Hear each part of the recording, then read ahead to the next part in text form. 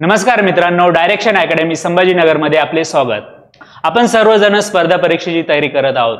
आपल्याला माहित आहे दरवर्षी हजारो पद शासन दरवर्षी सरसेवेमार्फत भरल्या जाते। अनेक वेळेस आपल्या हातातून अनेक चांगल्या संधी हुकतात, कारण आपल्याला माहिती नसतं। अनेक वेगवेगळे शासनाचे डिपार्टमेंट असतात ज्यामध्ये अतिशय चांगल्या प्रकारच्या पोस्टिंग असतात, त्या आपल्या हातातून सुटतं। जसं की RBI, त्याचप्रमाणे नाबार्ड बँक आहे, एक्झिम बँक आहे, त्याचप्रमाणे सेंट्रल गव्हर्नमेंटच्या अनेक युनिव्हर्सिटी असतात। तसेच राज्य शासकीय सेवेमधील अनेक पब्लिक सेक्टर अंडरटेकिंग अनेक अशा कंपन्या असतात, जसं की MSCB, त्यानंतर Maharashtra state road transport corporation. या सर्व पदांची माहिती आपण आज घेणार आहोत। जर आपण 10वी असाल, 12वी असाल किंवा आपली पदवी झालेली असेल आणि आपल्याला स्पर्धा परीक्षा करून शासकीय सेवेची संधी उपलब्ध करायची असेल तर आजचा व्हिडिओ हा आपण शेवटपर्यंत बघा। हा व्हिडिओ आपल्या आयुष्यातील अतिशय एक टर्निंग पॉइंट ठरणार आहे। आपण 12वी जरी असाल, 10वी जरी पास असाल आणि शासकीय नोकरीसाठी आपल्याला उपलब्ध करायची असेल तर जरूर हा व्हिडिओ शेवटपर्यंत बघा। तर चला मित्रांनो, आज आपण सर्वात पाहतो हा आपला सत्यमेव जयते। आपल्या शासकीय नोकरीमध्ये आपण लागल्यावर आपले आय कार्ड मिळतं आणि आय कार्डवर आपल्याला हा सत्यमेव जयते दिसतो। आपल्या सर्वांचं स्वप्न लवकरात लवकर पूर्ण हो हीच इच्छा। तर हे बघा, सर्वप्रथम आपण बघणार आहोत केंद्र शासन। केंद्र सरकारमध्ये दरवर्षी मोठ्या प्रमाणात पदभरती निघत असते। जवळजवळ 1 ते 1.5 लाख पदभरती दरवर्षी केंद्र सरकार भरत असते। आणि केंद्र सरकारमध्ये उपलब्ध असणाऱ्या विविध संधी कोणत्या आहेत? केंद्र सरकार सर्वप्रथम आपल्याला माहित आहे की एक UPSC नावाची एक्झाम होत असते। ही UPSC एक्झाम होते आणि UPSC मार्फत अनेक गॅझेटेड पोस्ट भरल्या जातात, जसं की IAS, IPS, IRS या सर्व पदभरती ह्या UPSC मार्फत होतात। त्याचप्रमाणे UPSC नंतर केंद्र सरकारच्या अनेक वेगवेगळे डिपार्टमेंट आहेत, त्या सुद्धा पदभरती दरवर्षी ऍड निघत असते। त्यांना नॉन गॅझेटेड पोस्ट म्हणत असतो आपण। त्याचप्रमाणे केंद्र शासनाचे अनेक विविध विभाग असतात, जसं की ISRO, AIIMS, BARC, central government university यामध्ये सुद्धा आपल्याला संधीची उपलब्धता असते। तर चला, सर्वप्रथम आपण बघणार आहोत रेल्वे। रेल्वे हे शासकीय सेवेमध्ये 2 नंबरचं क्षेत्र आहे की ज्यामध्ये दरवर्षी नोकरी उपलब्ध होत असते। रेल्वेची एक्झाम करण्यासाठी रेल्वे रिक्रुटमेंट बोर्ड ही एक बॉडी असते, RRB हे जवळजवळ 17 वेगवेगळ्या RRB असतात। दरवर्षी RRB वेगवेगळ्या पदासाठी टेक्निकल पोस्ट, त्याचप्रमाणे नॉन टेक्निकल पोस्ट यांसाठी एक कॉमन एंट्रन्स एक्झाम घेते। त्यानंतर सर्वात मोठं डिपार्टमेंट जे आहे ते आहे SSC। याला आपण म्हणतो staff selection board. Staff selection board ही 4 प्रकारची एक्झाम घेते। एक जी आहे CGL, 2 नंबर आहे MTS, GD आणि एक स्टेनोग्राफरची एक्झाम होते। CGL ही जी पदवी परीक्षा असते, CGL combine graduate level exam, 2 नंबरची असते ही MTS, 3 नंबरची GD आणि स्टेनोग्राफर। तर पदवी परीक्षा यामध्ये CGL मध्ये विविध पद उपलब्ध असतात। CGL मध्ये उपलब्ध असणारे पद म्हणजे जे असतं विविध विभागाचे इन्स्पेक्टर, सेंट्रल एक्साइज इन्स्पेक्टर।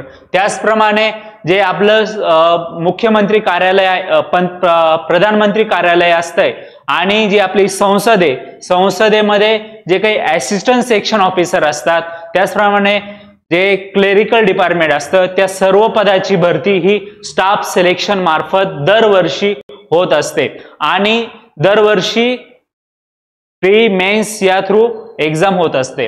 त्यानंतर आपण बघणार आहोत सब इन्स्पेक्टर, जे CBI इन्स्पेक्टर म्हणतो, ती सुद्धा या SSC मार्फत होत असते।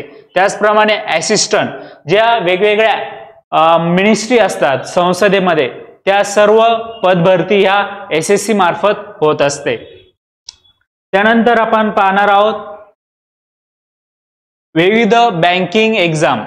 मित्रांनो, बँक हे आपल्या इकॉनॉमी मधलं अतिशय महत्त्वाचं सेक्टर आहेत आणि बँकिंग मध्ये सुद्धा दरवर्षी मोठ्या प्रमाणावर जागा निघत असतात.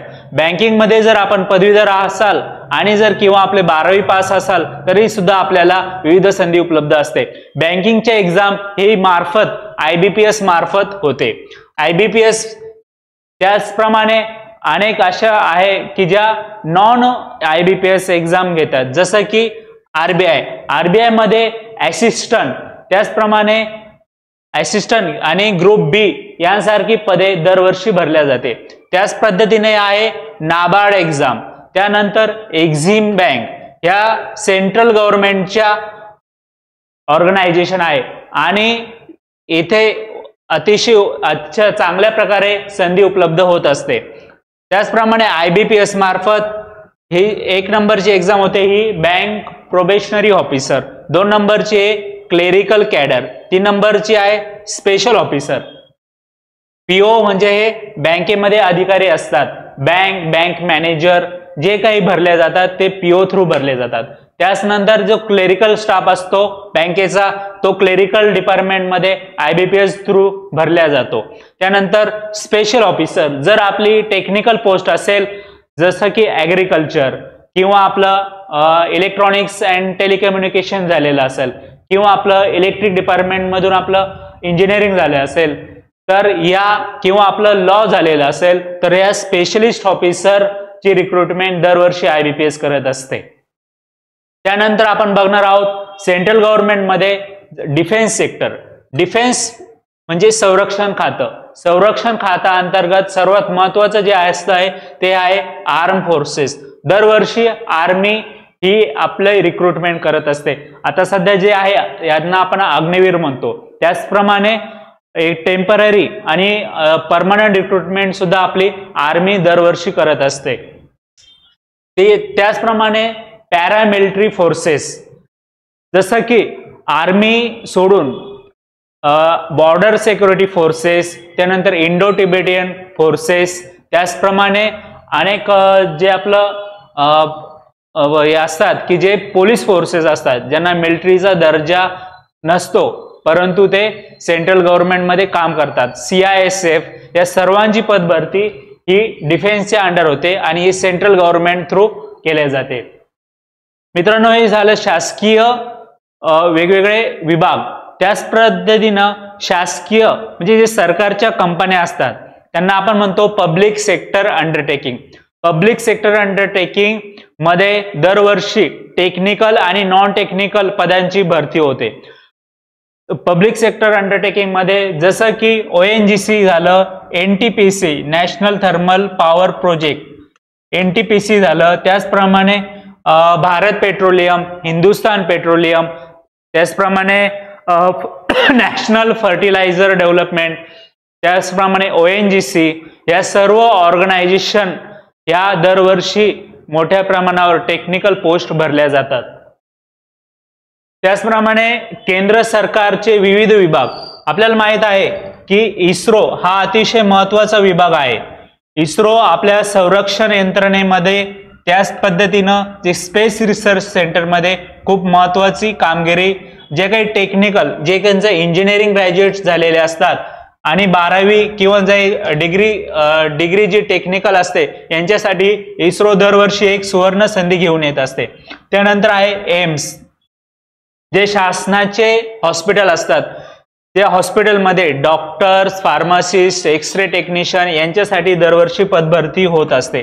त्याचप्रमाणे बार्क आणि अनेक सेंट्रल युनिव्हर्सिटी जसं की IIT, NIT यांच्यामध्ये सुद्धा टेक्निकल आणि नॉन टेक्निकल या पदांची पदभरती होत असते. त्यानंतर आपण बघणार आहोत राज्य शासन.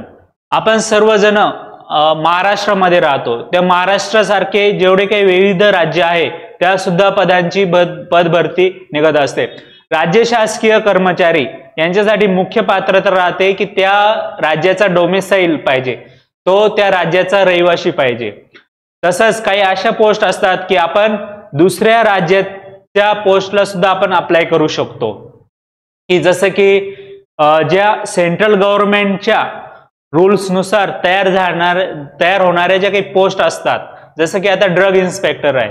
ड्रग इन्स्पेक्टर जर गुजरातमध्ये ड्रग इन्स्पेक्टरची पोस्ट निघाली तर आपण महाराष्ट्रातले मुलं तिथं फॉर्म भरू शकतो. तसंच जर महाराष्ट्रामध्ये जर ड्रग इन्स्पेक्टरची पोस्ट निघाली तर दुसऱ्या राज्यातील मुलं सुद्धा त्या फॉर्म भरू शकतात. त्यांना कोणत्याही प्रकारची डोमिसाईलची अट नसते. तर आता आपण जे बघणार आहोत तो स्टेट गव्हर्नमेंटचं कॅडर. स्टेट गव्हर्नमेंट सुद्धा दरवर्षी एक एमपीएससी आणि एक नॉन एमपीएससी या मार्फत पदभरती काढत असते. एमपीएससी म्हणजे Maharashtra public service commission. MPSC मार्फत एक तर गॅझेटेड पोस्ट भरल्या जाते ज्यांना आपण म्हणतो सिव्हिल सर्व्हिसेस, आणि एक दुसरी आहे ती नॉन गॅझेटेड पोस्ट भरल्या जाते त्यांना आपण कंबाईन सर्व्हिसेस म्हणत असतो. या व्यतिरिक्त एमपीएससी दरवर्षी अनेक सरळ सेवा ज्या काही टेक्निकल पोस्ट असते त्यांच्यासाठी भरली जाते. जसं की फूड अँड ड्रग ऍडमिनिस्ट्रेशन मध्ये एक अधिकारी झाला किंवा शिक्षण विभागामधील उपसचिव झाले. त्याचप्रमाणे विविध कॉलेज असतात, त्या विविध कॉलेजमध्ये ज्या प्राध्यापक असतात त्या पदभरती सुद्धा या एमपीएससी मार्फत होत असतात. त्यानंतर डीएमआर जे आपले शासकीय वैद्यकीय महाविद्यालय आहे त्या वैद्यकीय महाविद्यालयामध्ये असणारे प्राध्यापक पद, त्यानंतर शासकीय तंत्रनिकेतन यामध्ये असणारे पद, ही सर्व ही एमपीएससी मार्फत केल्या जाते. त्यानंतर शासनाचे जे विविध मंत्रालय असतात जे खालच्या स्तरावर काम करत असतात त्यामार्फत त्यांना सुद्धा एक सरळ सेवा होत असते. आता सध्या ज्या शासकीय धोरणानुसार सध्या महाराष्ट्रामध्ये टीसीएस आणि आयबीपीएस या दोन अथॉरिटी आहे की ज्यांच्याकडे सरळ सेवेमार्फत अनेक पदभरती निघते. मागच्या 2 वर्षामध्ये साधारणतः 70,000 ते 80,000 एवढी रिक्रुटमेंट महाराष्ट्र शासनाने या आयबीपीएस एक्झाम मार्फत केलेली आहे, आयबीपीएस आणि टीसीएस. त्यानंतर पब्लिक सेक्टर अंडरटेकिंग. महाराष्ट्र शासनाच्या अशा अनेक शासकीय कंपन्या आहेत, त्या शासकीय कंपन्यांमध्ये सुद्धा दरवर्षी पदभरती होत असते. जसं की एमएससीबी झालं, त्यानंतर बियाणे महामंडळ झालं, शासकीय मुद्रणालय झालं, Maharashtra state road transport corporation झालं, या सुद्धा पदभरती ही होत असते नियमितप्रमाणे पदभरती. त्याचप्रमाणे अनेक इतर पदभरती. नंतर शासनाचा 3 नंबरचा विभाग म्हणजे स्थानिक स्वराज्य संस्था. स्थानिक स्वराज्य संस्था म्हणजे की जसं महानगरपालिका आणि झेडपी. तर आपल्या महाराष्ट्र सरकारमध्ये 33 वेगवेगळ्या झेडपी आहेत. या 33 वेगवेगळ्या झेडपी आपलं 2-3 वर्षांनी एक ऍडव्हर्टाइज काढत असते. यामध्ये विविध टेक्निकल पोस्ट असतात, त्याचप्रमाणे आरोग्य विभागाच्या पोस्ट असतात, त्याचप्रमाणे क्लेरिकल कॅडरच्या पोस्ट असतात आणि काही कॉन्ट्रॅक्ट बेसिस सुद्धा जसं की NRHMच्या पोस्ट असतात, या सुद्धा या झेडपी मार्फत भरल्या जातात. त्यानंतर महानगरपालिका. महाराष्ट्रामध्ये अनेक मोठ्या शहरांसाठी महानगरपालिका आहे, जसं की BMC, पिंपरी, पुणे, नागपूर यांसाठी स्वतंत्र पदभरती केल्या जाते. आणि त्यानंतर आहे जी तालुका स्तरावर असतात त्यांना आपण नगर परिषद म्हणतो, किंवा ज्या शहराची लोकसंख्या 20 ते 25,000 किंवा त्याच्यापेक्षा जास्त असते यांच्यासाठी नगर परिषद असते. आणि नगर परिषदांच्या वर एक संचालनालय राहतं, ही गव्हर्निंग अथॉरिटी ऑफ नगर परिषद. त्या नगर परिषद संचालनालयामार्फत सुद्धा पदभरती निघत असते, की जसं की कर निर्धारक, त्याचप्रमाणे क्लेरिकल कॅडरचे पोस्ट असतात, त्यानंतर अकाउंट ऑफिसर असतात. ही पदभरती ही नगर परिषद संचालनालय मार्फत होत असते. त्यानंतर आपण बघणार आहोत की जे राज्य शासन असतं, राज्य शासनामधील जे काही कोर्ट असतात, न्यायालयीन व्यवस्था सुद्धा त्यामध्ये सुद्धा पदभरती निघत असते. जसं की हायकोर्ट झालं, त्यानंतर डिस्ट्रिक्ट कोर्ट झालं. हायकोर्टामध्ये क्लेरिकल कॅडर आणि स्टेनोग्राफर यांच्या सुद्धा पदभरती निघत असते. त्यानंतर डिस्ट्रिक्ट कोर्टमध्ये क्लेरिकल कॅडर, स्टेनोग्राफर, त्याच पद्धतीने शिपाई यांची पदभरती होत असते. तर मित्रांनो, राज्य शासन अंतर्गत होणाऱ्या विविध स्पर्धा परीक्षा आपण बघितल्या आहोत. या सर्व परीक्षा आपणासाठी उपलब्ध असतात. त्यामुळे या विभागाची ऍड आली तर आपण नक्की भरा आणि सुवर्ण संधी ही आपलं स्वप्न पूर्ण करा.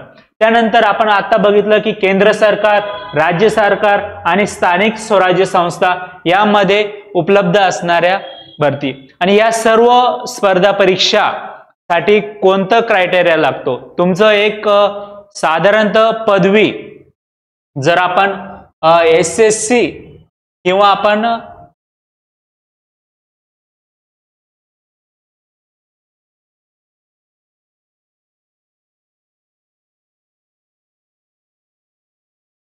ओके, आपण जर कोणत्याही स्पर्धा परीक्षेची तयारी करतो सरळ सेवेमार्फत, तर त्या सर्व स्पर्धा परीक्षेसाठी तुमची जी पात्रता असते एक तर आपली कोणत्याही विभागाची एक पदवी झालेली पाहिजे, तर बॅचलर डिग्री ही एक कंपल्सरी असते.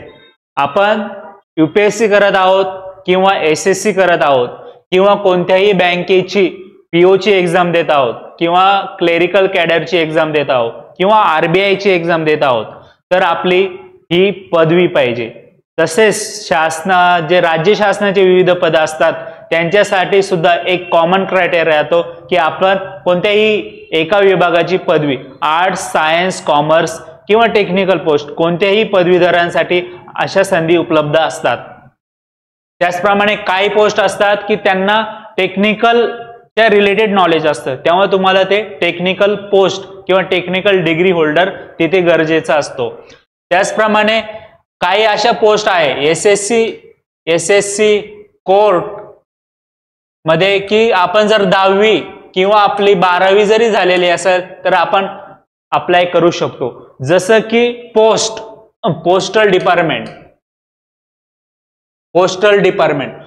डिपार्टमेंट दरवर्षी 10वीच्या बेसवर GDS एक्झाम घेत असते. GDS ही जर आपण 10वीच्या बेसवर सरळ सेवेमार्फत होणारे जवळजवळ 2 ते 3 हजार पद दरवर्षी पोस्टल डिपार्टमेंट भरत असतं आणि यांचा क्रायटेरिया फक्त 10वी पास आणि 10वीच्या मार्कावर असतो.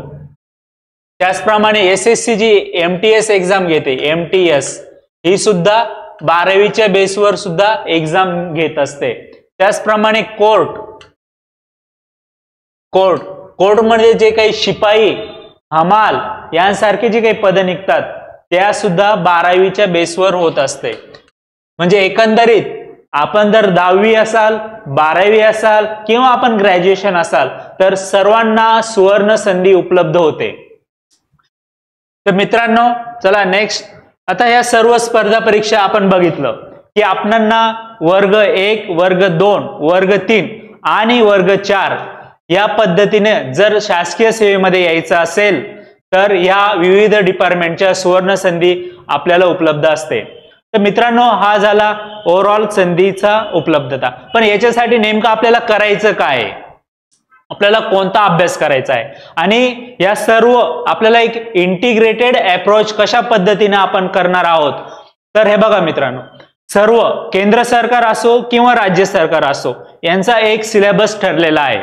या सर्व स्पर्धा परीक्षेसाठी जो महत्त्वाचा सिलेबस आहे तो आहे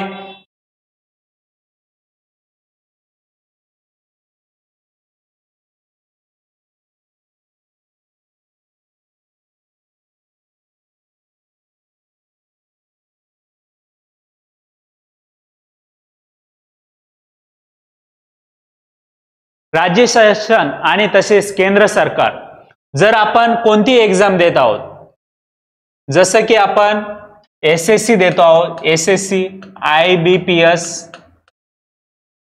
किंवा PSU, तर या सर्व स्पर्धा परीक्षांसाठी एक कॉमन सिलेबस असतो.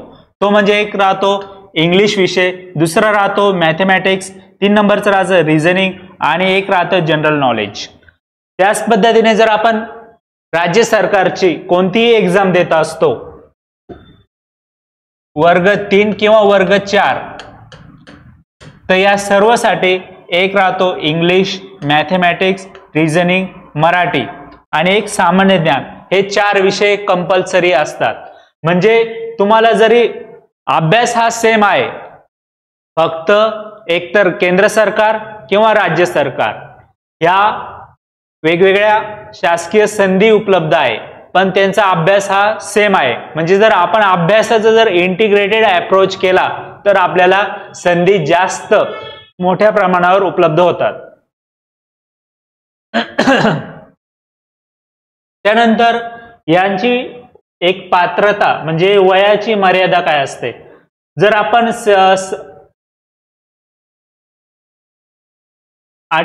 वयोमर्यादा, केंद्र सरकार आणि राज्य सरकार या दोन विभागाची वयोमर्यादा मध्ये थोडा फरक असतो. जर आपण राज्य शासकीय कर्मचारी म्हणून आपल्याला नोकरी करायची असेल तर आपलं वय हे 18 ते 38 या याच्यामध्ये पाहिजे. आणि जर आपण कॅटेगरीच्या संवर्गामध्ये येत असो की जसं की आपण SC ST OBC असो की त्यांच्यासाठी 5 वर्षाची ही सवलत देण्यात येते. म्हणजे आपलं वय 43 वर्ष पर्यंत आपण शासकीय नोकरीची स्वप्न बघू शकतो.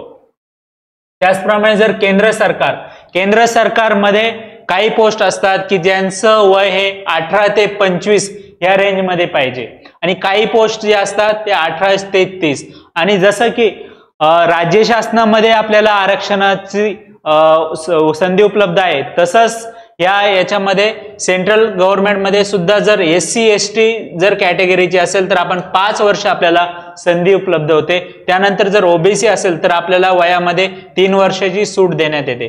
त्याचप्रमाणे जर आपण फिजिकली हँडिकॅप किंवा दिव्यांग व्यक्ती असेल तर त्यांच्यासाठी शासनाने विशेष सवलत दिलेली आहे. म्हणजे आपण जे काही पद भरतीचं वय असेल त्याच्यापेक्षा 10 वर्ष त्यांना एक्स्ट्रा देण्यात येतात. तर आपण क्लास 1, क्लास 2, क्लास 3 ह्या पोस्टची माहिती घेतली. त्यानंतर आपण बघणार आहोत यांचं वेतन श्रेणी. या जे काही पद असतात सरळ सेवेमार्फत भरले जाणारे पद, त्यांची वेतन श्रेणी कोणती असते. त्यांची वेतन श्रेणी साधारणतः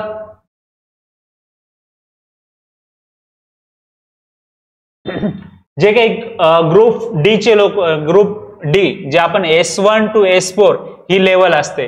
ग्रुप डी मध्ये 15,000 ते 17,100 हे बेसिक एवढं वेतन राहतं. त्यानंतर एक ग्रुप सी चं जे बेसिक स्टार्ट होतं ते S12 ते S18. यामध्ये आपलं बेसिक 18,000 ते 49,000 एवढं बेसिकच्या रेंजच्या पोस्ट आपल्या सरळ सेवेमार्फत भरल्या जातात. हे झालं आपलं बेसिक. याच्या व्यतिरिक्त शासकीय नियमानुसार जो काही DA असतो, TA असतो, त्याचप्रमाणे HRA असतो, हे सुद्धा आपल्याला उपलब्ध होतं. DA daily allowances, TA travelling allowances, त्यानंतर HRA आणि अनेक असे दुसरे अलाउन्सेस असतात, ते आपणास उपलब्ध होत असते.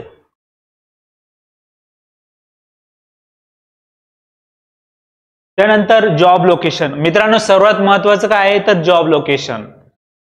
तर सर्वात सुरुवातीला आपल्याला शासकीय नोकरीमध्ये येणं गरजेचं राहतं. त्यानंतर आपल्याला ते लोकेशन कुठे भेटतं हे महत्वाचं असतं. जर आपण केंद्र शासकीय म्हणजे शासनाच्या केंद्र सरकारच्या नोकरीमध्ये गेलो तर आपल्याला जी पोस्टिंग असते ती ऑल ओव्हर इंडिया मिळत असते. म्हणजे तुम्ही एकतर महाराष्ट्रामध्ये काम करू शकतात किंवा दिल्लीमध्ये काम करू शकतात किंवा गुजरातमध्ये काम करू शकतात किंवा वेळ आलीच तर आपण अंदमान निकोबार मध्ये सुद्धा जाऊ शकतात.